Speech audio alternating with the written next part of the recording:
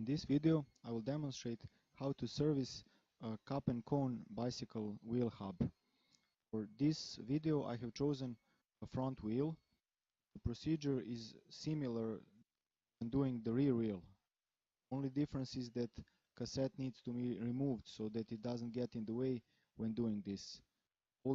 Another difference for rear wheels is that cones are not always symmetrical on the left and on the right hand side, so attention should be paid that the left hand side cone is returned to the left hand side of the wheel, and the same goes for the right hand side cone, of course, but all other aspects are exactly the same.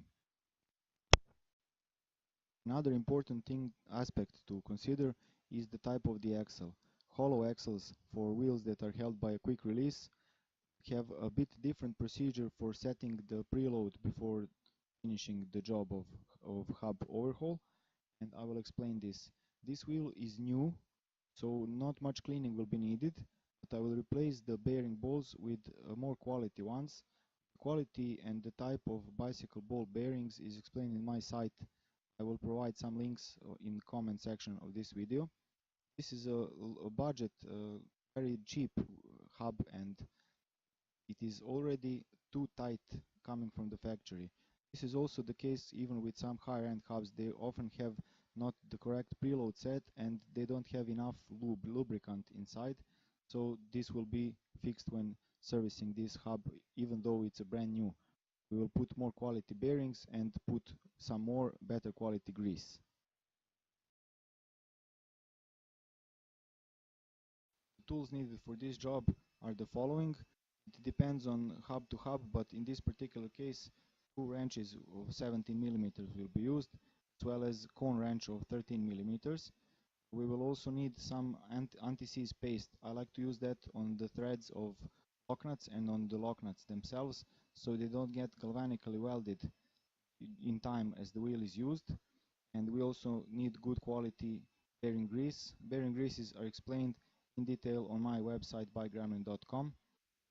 We will also need some clean rags or paper towels to clean everything. When a hub is old, also some degreaser is needed to clean it all properly. Now we will use a cone wrench of 13 millimeters and a 17 millimeter wrench to loosen the locknut so we can open the hub. There it is, it's loose. We are screwing out the locknut, and then we will screw out the cone and take the axle out. As I've said already, since it is a front hub and both cones are the same, there is no need to pay too much attention to which one is which, and they can just be removed and cleaned. If it were a rear wheel, we would need to pay attention to which one is left and which one is right, so that we can put them together in the same place. It's not always the case for all the wheels. Sometimes cones are identical, symmetrical, but sometimes they are not. Now, since we are throwing these bearing balls away and changing them for higher quality ones, we will not pay much attention to the bearing balls, just throw them out on both sides, and so we can clean the whole system, both the cups, cones, and the axle of the old grease. We will clean all the old grease out. I'm using this screwdriver very gently, even though the cup is of very high hardness, making sure not to scratch or damage it. For someone with less practice, it is probably better to use something softer like a wooden or a plastic tool. I will do both sides, this cleaning some big parts of grease. I will also remove everything from the dust wipers and from the axle. It can be removed with some tool that is hard. Afterwards I will begin to clean it all using some towels. Now just cleaning the other cone's dust wiper with a screwdriver also. Since this hub is brand new, there is no need to clean the inside of it. It's already perfectly clean and there's no excess grease. That had to be done. Perhaps a thinner screwdriver than this would be used, and some cloth would be like this screwn onto it, and it would be put throughout the whole axle hole of the hub and moved forward, back and forth, so that it is all nice and clean. It can also be used. And now it's the next section where I'm using some cloths to clean all the excess grease.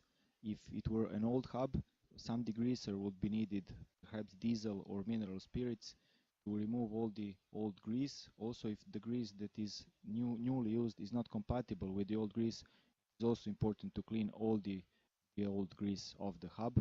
This is explained on my website in more detail, the compatibility of bicycle bearing greases.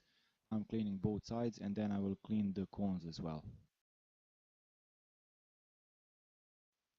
I'm using the same procedure to clean both the axle and both cones and their dust wipers to make it all nice and clean before putting the new grease into the bearing and putting the bearing balls, as will be explained in the remainder of this. It is important to keep it all clean and make sure not to contaminate the bearing, the hub.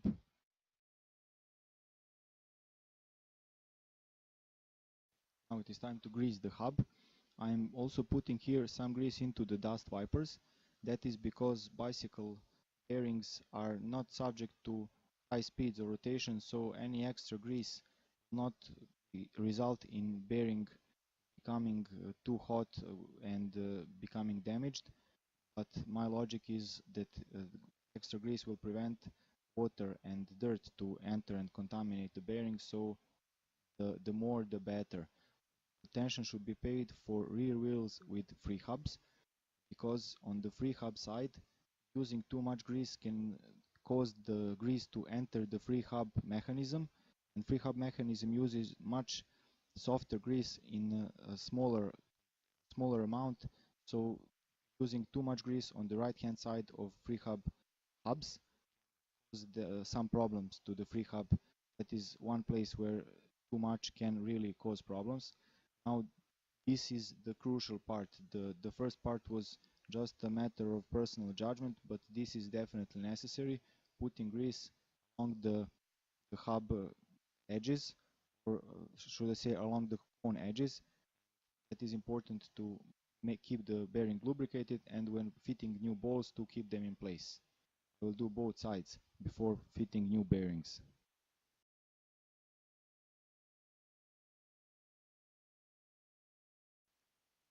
I am placing new bearings one at a time at both sides of the hub. It is crucial to make sure that the hub is not contaminated by any dirt in this phase, and if using old bearings, it is important to make sure they are clean and they have no pitting or other damage. If there is some damage, bearing balls should be replaced by new bearing balls. I will do both sides, then I will add a bit of grease on top just in case, because as I've explained, it doesn't hurt to have it bit more, better than having too little grease, at least for slow moving bicycle bearings.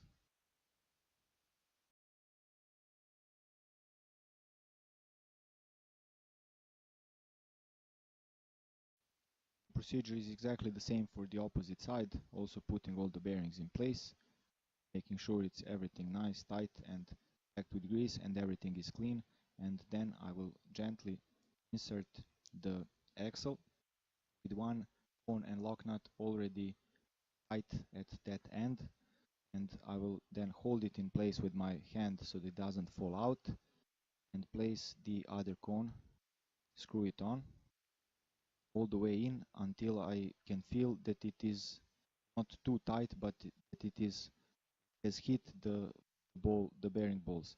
This cone has its duster put onto the cone. Some hubs are designed so that the dust protectors are put onto the hub itself. It depends on from model to model, but the procedure is practically the same. The only difference being that the dust wipers that are already placed on the hub need to be placed first before screwing the cones in place. When disassembling, it is the other way around. Cones are first taken out and then the dust wipers are taken out. Now I'm putting some anti-seize paste onto the threads of the axle and smearing some over this locknut. This locknut is symmetrical, so it doesn't matter which side goes first, but for locknuts that are not symmetrical, the serrated side is usually the one that stays on the outside so that it it holds against the frame dropouts and keeps the wheel in place. I'm just finger tightening this, closing the container with bearing bolts so they don't become contaminated.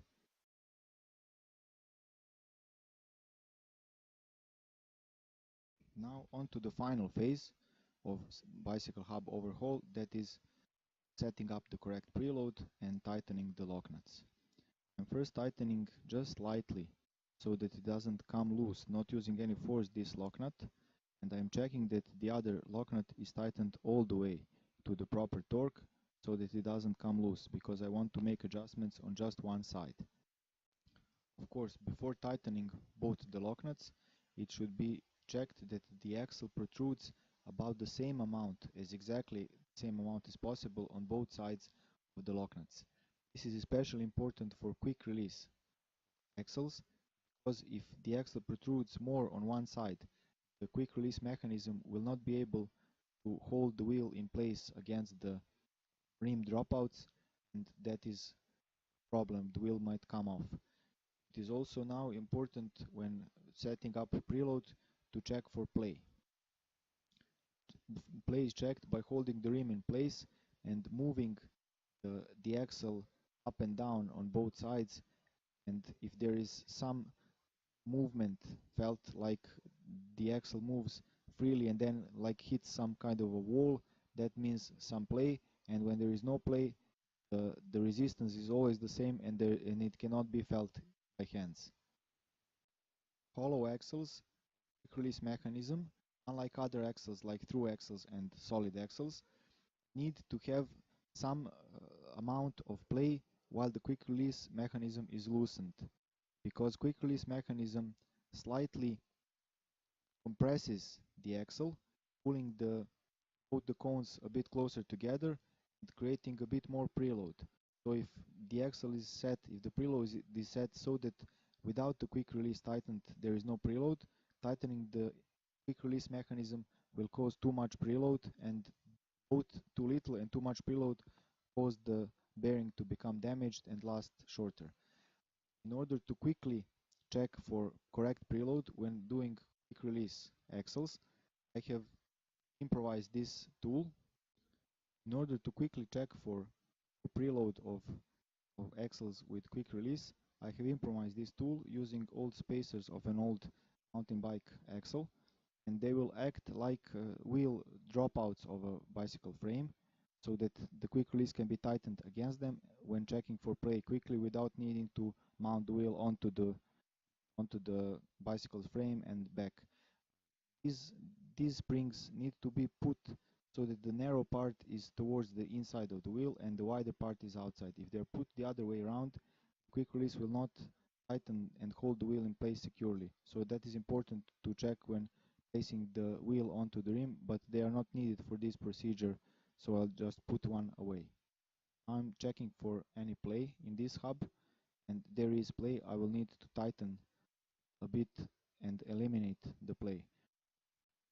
Since I have not tightened one lock nut all the way in, doing this will, with two wrenches on the opposite sides, screwing both the lock nuts in a little bit, doing small iterations by just 1/16 of a turn until there is no play.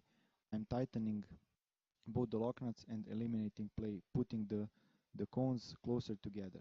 Once I have eliminated play, there is no play, I will further tighten one lock nut, the one that I'm using for adjustment, just a bit, but still not all the way to the proper torque.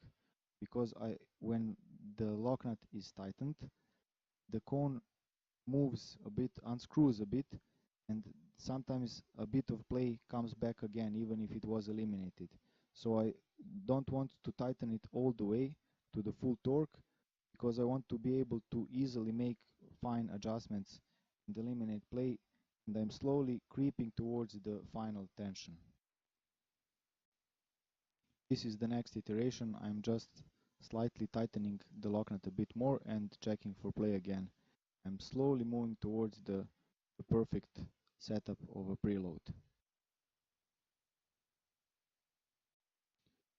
Since this wheel has no play appearing after tightening the lock nut, there is no need to tighten both the lock nuts together again and to eliminate play. So I'm just further tightening it against the one part where I've left it a bit loose, tightening lock nut a bit further, a bit more, and checking for play again.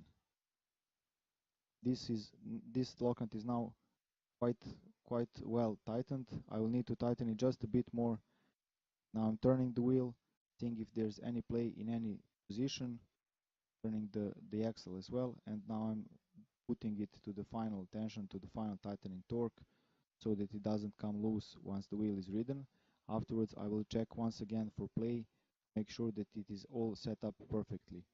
For a perfect setup of preload for hollow axles of quick release mechanisms, there should be some play with the quick release loosened and no play with the quick release tightened.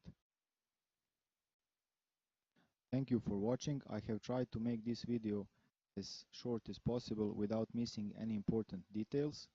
You can leave your comments or questions in the comment section of this video or on my website BikeGremlin.com. This wheel now has a bit of play with the quick release removed, and with it tightened there is no play, so it is perfectly set and ready to be mounted onto the bicycle. And that's it. Bye.